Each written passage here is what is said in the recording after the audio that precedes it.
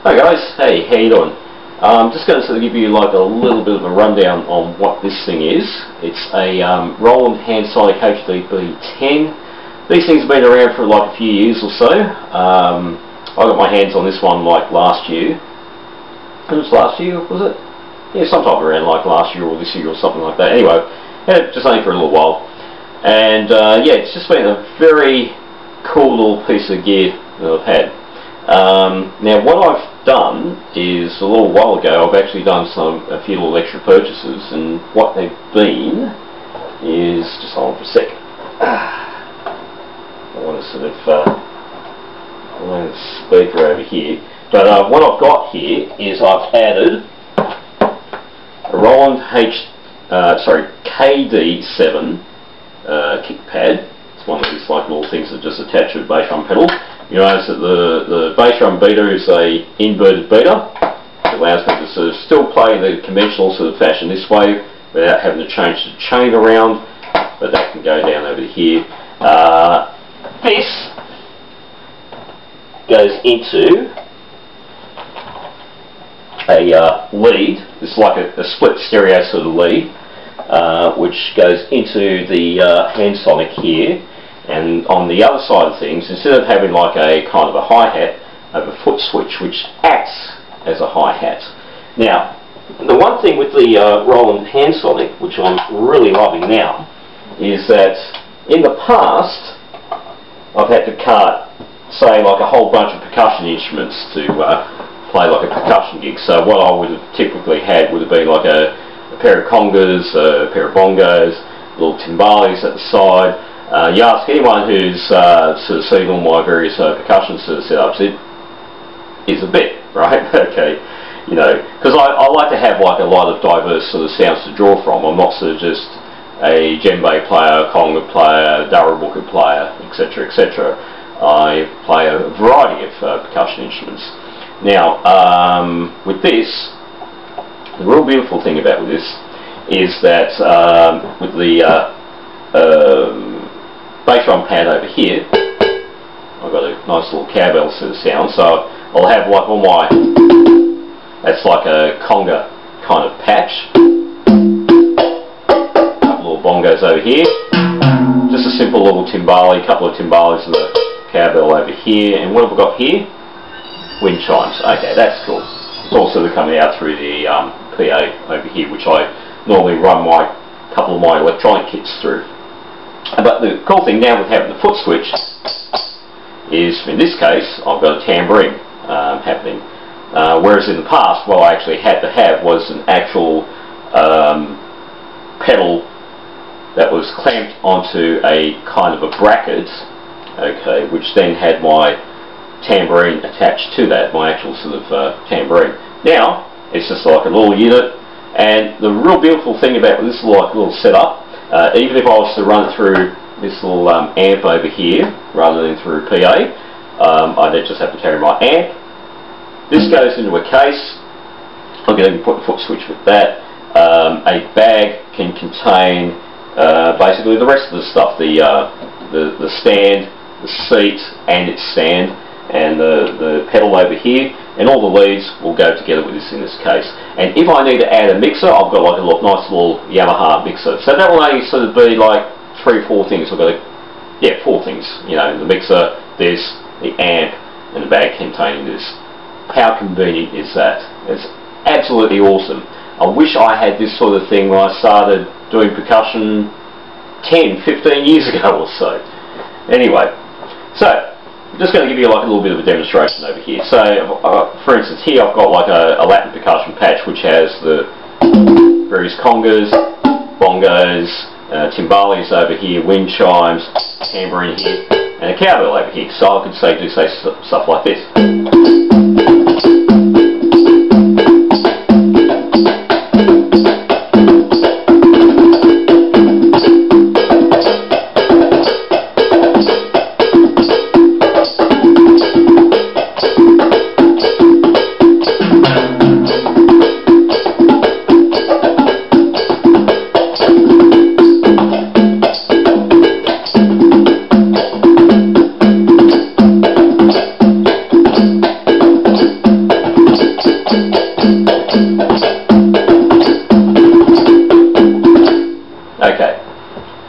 So, alright, so I'm no Giovanni Hildago or anything like that, but, you know, that's really good, rather than having just like, you know, you have to sort of think though of having a conga player and then somebody just doing miscellaneous percussion and a timbale player.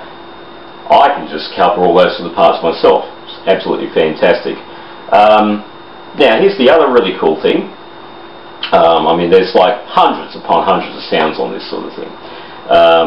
But now I don't need to worry about carrying around a kit half the time. Okay, so if I want to do, say, songs where, you know, say playing with a band and they want, say, like kit stuff, but a lot of the times they might want to have like djembe. Well, I've got a djembe patch over here, for instance.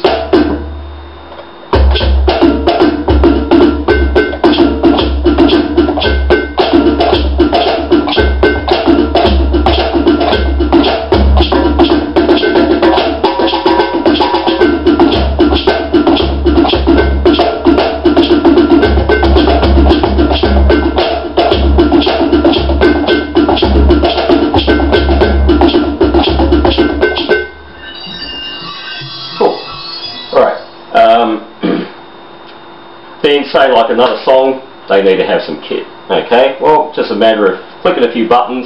Okay, and what I've got here, open and close hi-hat. That's why the foot switch. Okay, so let's see.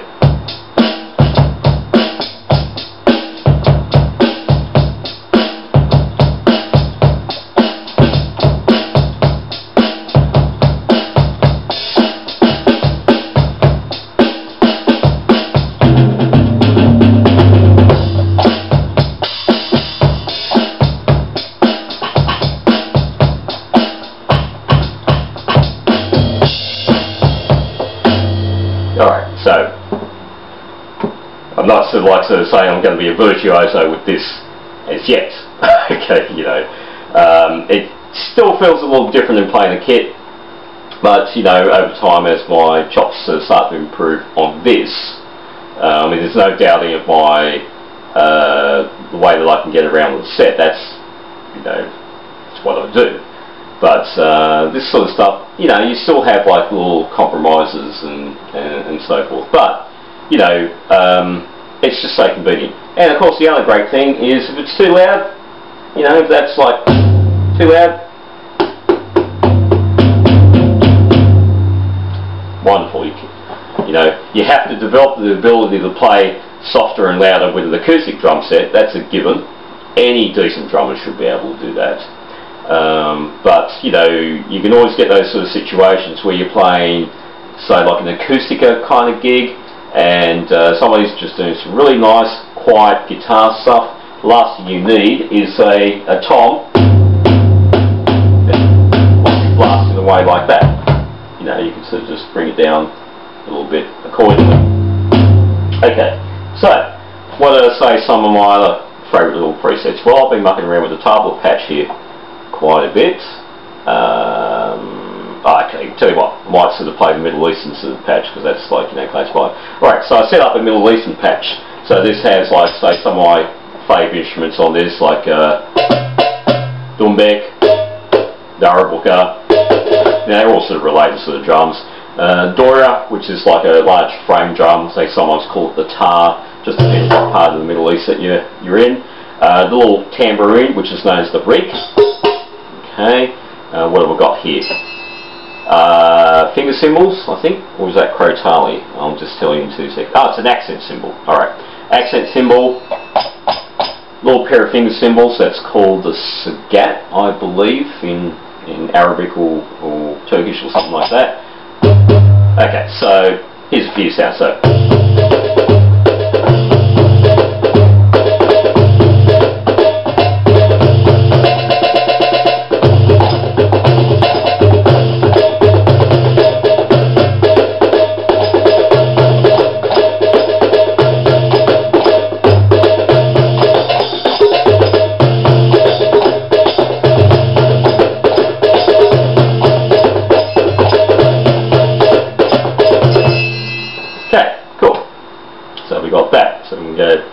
do some Middle Eastern stuff, or you want, say, like what we've got, the Indian tabla patch. Okay, so I might have like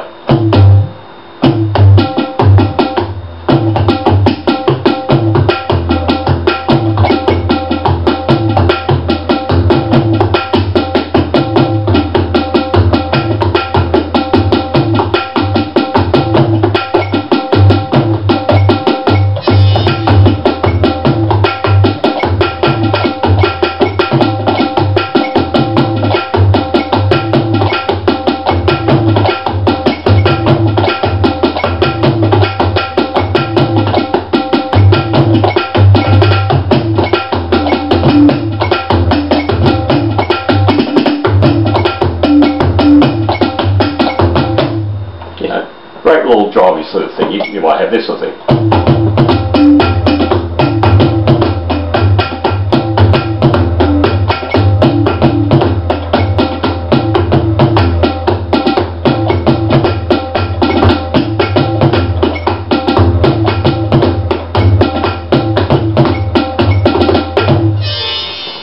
Complete with all sitar kind of like little licks.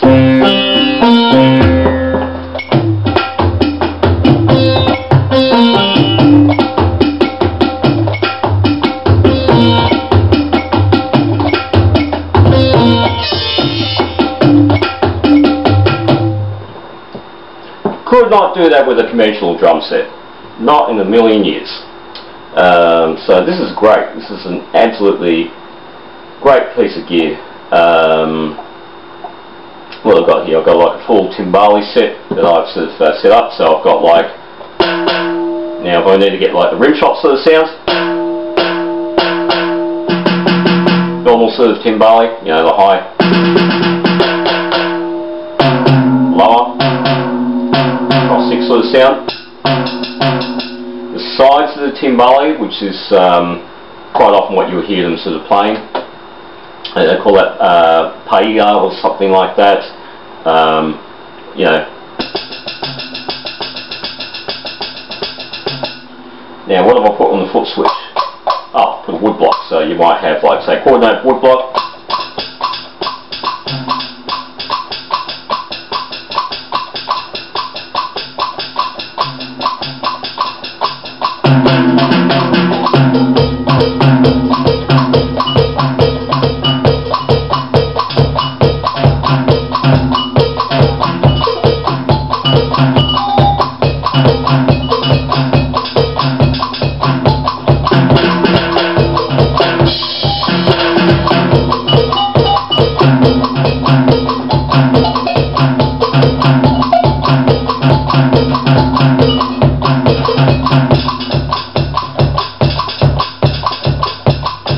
Yeah, that's that sort of thing, you know. What else I've got here? Oh, talking drum.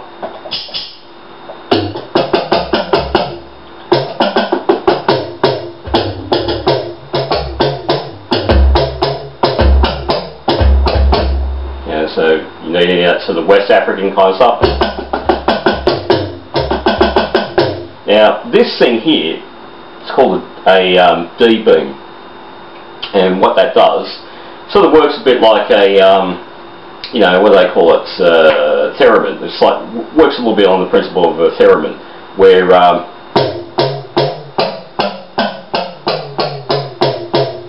so it's like a little sort of like beam, very much just like, you know, what you got like with your video controllers, and it sort of just measures the distance of your hand from that, and it's just as you get closer and closer, raise and lower pitches. And I believe you can actually change pitches on this sort of thing for the D-beam as well, and for all these sort of instruments. It's all very fully editable, and yeah, pretty good. What else have I got here? A pop drum is a Nigerian kind of instrument, you know.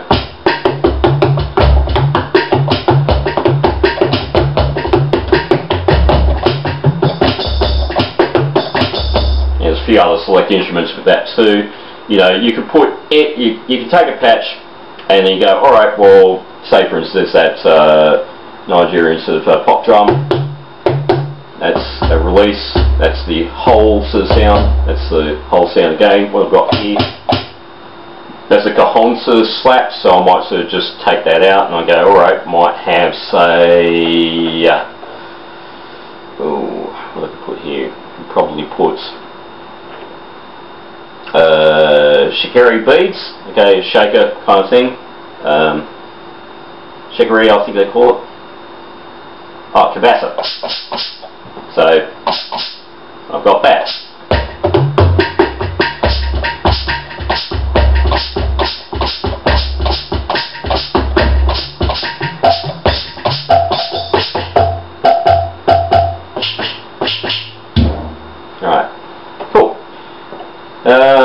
Let's see, that's African patch, talking drum, batucada, timbales, bongos.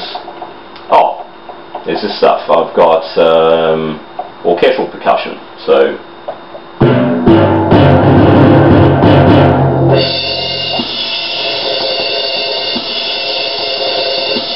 pair of cymbals, that sound triggered by the foot trigger over here. Orchestral bass drum. And of course, if I don't feel dexterous enough to do like a sort of snare roll, because it's harder doing this kind of continual roll with your fingers and so forth. Tabla's a different thing, but snare drum sort of stuff. Now I don't have a pair of sticks handy or anything like that. I can set a roll onto one of these, so it's great. So what I've got here.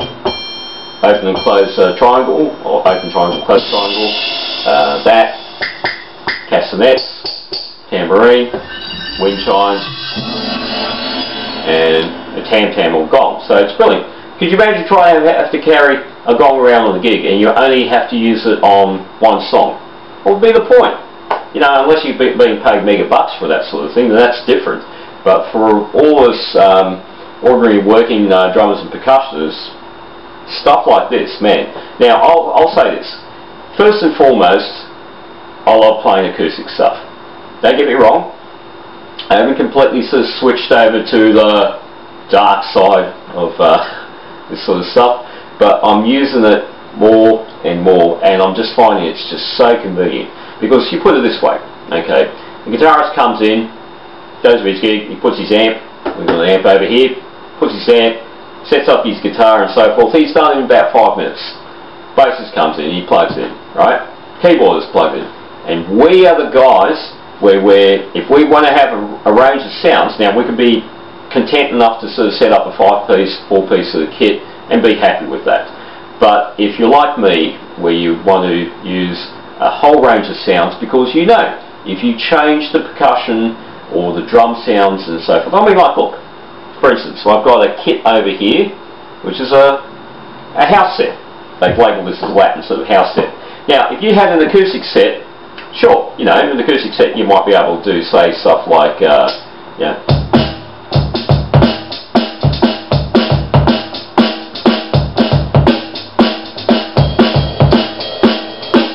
but could you imagine how you'd surprise your bandmates when all of a sudden you go, alright, I've not only got this,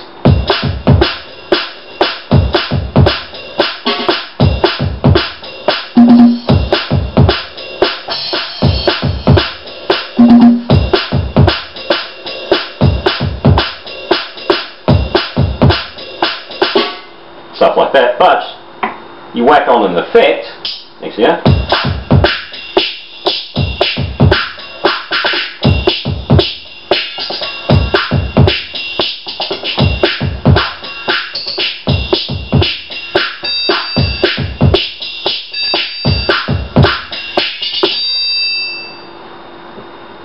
How can you achieve that with acoustic percussion? You can't. There's just no way in the world. And if you're smart, you'll realise that there are gigs that will be had for percussionists and drummers where you're working together with, say, you know, DJs and keyboardists and all that sort of stuff. And if you're just going to sort of say, "I'll stuff it, I'm just going to sort of just play that's the stuff that I play," you're going to be left behind. There's no two ways about it, okay, you know. So for myself, right, when people call me up and they say, "Oh, you know, and we want you to say do drums, I can do drums, I can do the acoustic drum set, I can go half acoustic electronic, I can go full electronic kit, I can bring this. Okay, if it's going to be like a small, quieter sort of like, you know, indoor, slightly cafe sort of gig, what would be the point in dragging all that, or dragging an acoustic set or anything like that? Turn up with one of these, you know, a couple of like little cases you carry in your hands, your amp, you know, bags that are slightly over your shoulder, bang, you get it all in one hit, you know, and it takes this, all this, took me 4 or 5 minutes to set up. Nah, you know, maybe say like about say 6 minutes or so, but definitely a lot less than you setting up your bass drum, you're putting your tom, you're putting your snare, you got your hi-hat, you got to adjust your hi-hat, you're putting your cymbals up, you got to adjust them, you know, like, as I said, I wish I had, say, something like this quite a while back, because, man, you know, like, I actually missed a chance of doing some gigs because I just didn't have that sort of gear, doing that sort of thing. Anyway, give me an idea of some other stuff I've been doing. Okay, let's whack this on over here and let's see if I can do like a little bit of playing along. Okay, this might sort of entertain you for the next few minutes or so. Okay, take me a moment to catch this.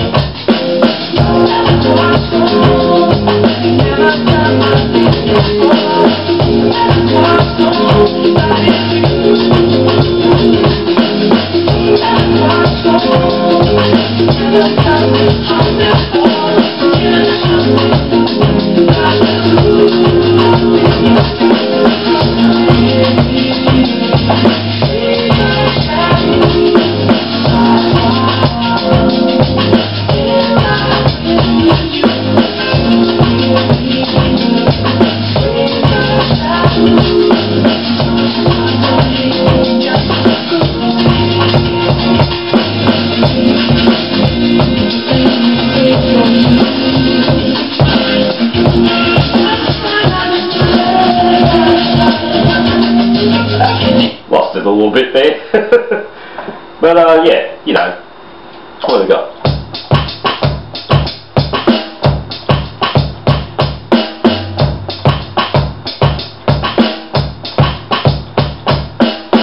So one thing you've got to be careful of is you've got to be like me, you've got to be fairly nimble with your fingers. If you're a big-handed kind of guy, you're going to find that some of these like little spots are a little hard to sort of get.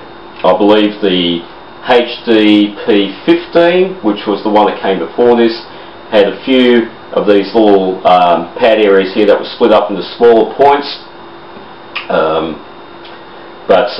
Yeah, you know, sometimes if I'm hitting that, if I'm not careful, I could be sort of hitting that. So that's just one thing you've got to watch for. So if you sort of use the hi-hat,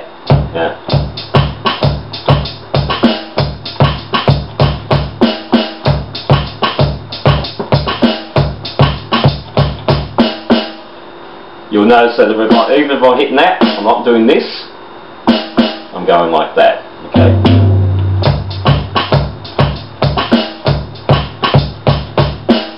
same thing with getting the rim clip kind of sound. To make it nice and clean, these two fingers hitting around here. Okay, that would sort of just be touching the rim over here. But with these three fingers, get the pinky a little out of the way, thumb out of the way, so you're not hitting the snare drum. You know. But yeah, that's just a little minor inconvenience with that sort of thing. But if you're like me, especially the fact that, you know, I've been doing, like, say, things like tube percussion and even a little bit of piano keyboard, etc. I do have that dexterity with fingers, and of course that really sort of helps when you're sort of playing, like, you know, things like your tablas.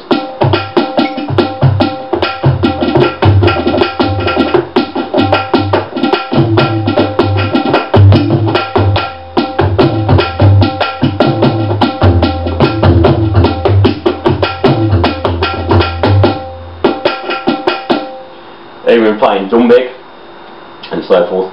Which reminds me, here's one other little thing I managed to get my hands on yesterday. Picked up. It's Egyptian dumbek, $40. How amazing is that, eh? Alright, so this is what I mean about with you know, your finger dexterity that you've got to sort of develop doing so.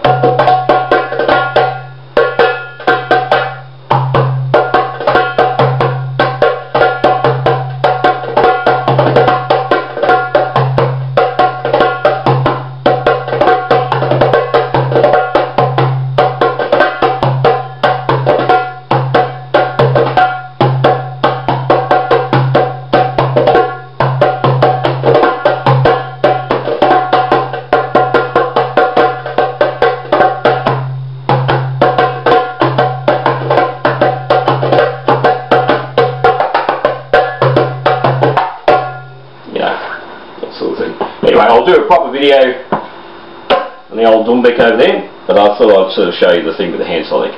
Okay, so I'll catch you guys later. See ya!